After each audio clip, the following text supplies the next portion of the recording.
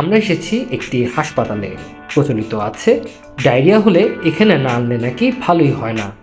বলছি আন্তর্জাতিক উদারময় গবেষণা কেন্দ্র বা কলেরা হাসপাতালের কথা।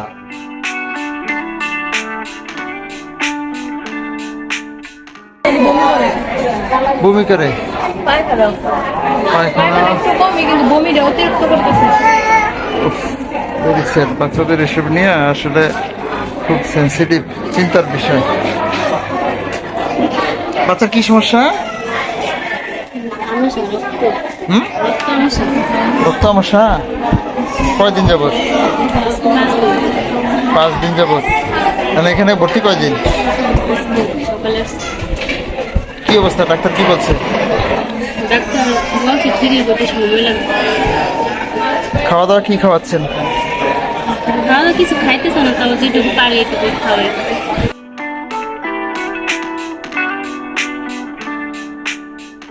বাংলাদেশে সাধারণত বর্ষার শুরুর আগে ডায়রিয়ার প্রকোপ দেখা দেয়। সেই অনুযায়ী এখন মৌসুম শুরু না হলেও সরজমিনে হাসপাতালটি ঘুরে রোগীর চাপ লক্ষ্য করা গেছে।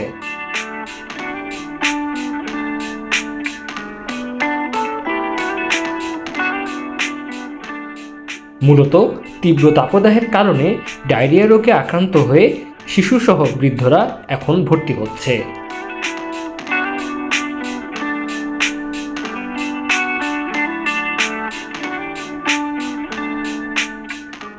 এদের মধ্যে রোগীদের একটি বড় অংশ রাজধানী ঢাকার আশেপাশের বিভিন্ন এলাকা ও জেলার বাসিন্দা।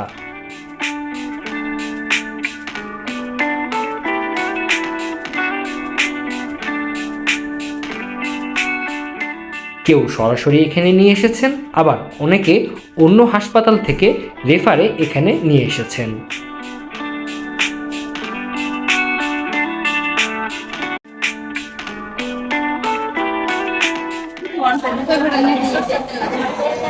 ভিডিও হয়েছে, অনেক ভিডিও হয়েছে যে হয়েছে। আপনি ওইটা ইয়েতে আপনি অনেক সমস্যা এটি আছে, অনেক ইয়ে এটি রেস্ট্রিক্টেড, সমস্যা নেই। Nah,